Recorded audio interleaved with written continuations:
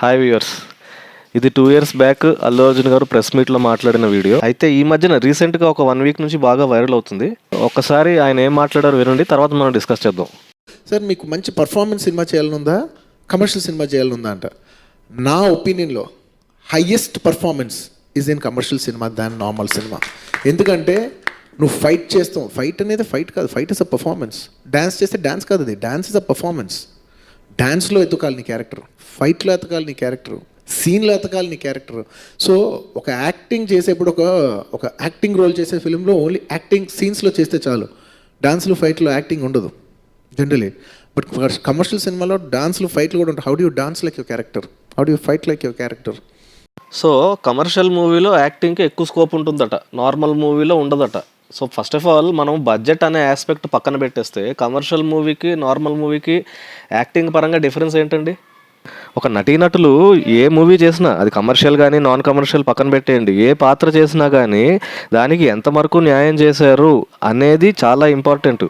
చిరంజీవి గారు రుద్రవీణ మూవీ చేశారు. కమర్షియలా నాన్ కమర్షియలా అని నేను చెప్పను, కానీ బిలహరి శాస్త్రి కుమారుడు సూర్యం పాత్రలో ఆయన ఎంత అద్భుతంగా ఒదిగిపోయారు.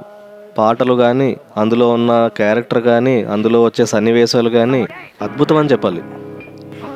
సో ఇప్పుడు అల్లు అర్జున్ గారు చెప్పినట్టు చిరంజీవి గారు ఈ సూర్యం అనే పాత్రలో జస్ట్ ఆయన డైలాగ్ చెప్పి వెళ్ళిపోవచ్చు సీన్లో. అంటే సాంగ్స్లో కానీ, ఫైట్స్లో కానీ, వేరే సన్నివేశాల్లో కానీ ఆయన ఆ పాత్రలో నటించక్కర్లేదా మరి? అలానే మహానుభావులు విశ్వనాథ్ గారు, ఆయన తీసిన ఆల్మోస్ట్ 53 మూవీస్లో 90% మూవీస్ అన్నీ పర్ఫార్మెన్స్ ఓరియంటెడ్ మూవీసే.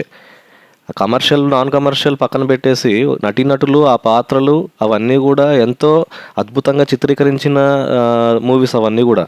అంటే అందులో పాటలు, ఫైట్స్, సాంగ్స్, మరి జస్ట్ యాక్టర్స్ వచ్చేసి ఊరికే సీన్లో డైలాగ్ చెప్పి వెళ్ళిపోతే సరిపోద్దా? తెలుగు సినిమా ఈరోజు దేశం మొత్తం గర్వించేలాగా, ప్రపంచం మొత్తం గర్వించే స్థాయికి చేరుకున్నాం మనం. దయచేసి ఇలాంటి కమెంట్స్ చేసి మనని మనం కించపరచుకోవడం, తగ్గించుకోవడమే తప్ప నటన మీద అవగాహన లేదు అనిపించుకున్న వాళ్ళం అవుతాం తప్ప ఇంక వేరే ఏది లేదండి. దయచేసి ఇలాంటి కమెంట్స్ ఎక్కడ చేయొద్దు అనేది ఒక రిక్వెస్ట్.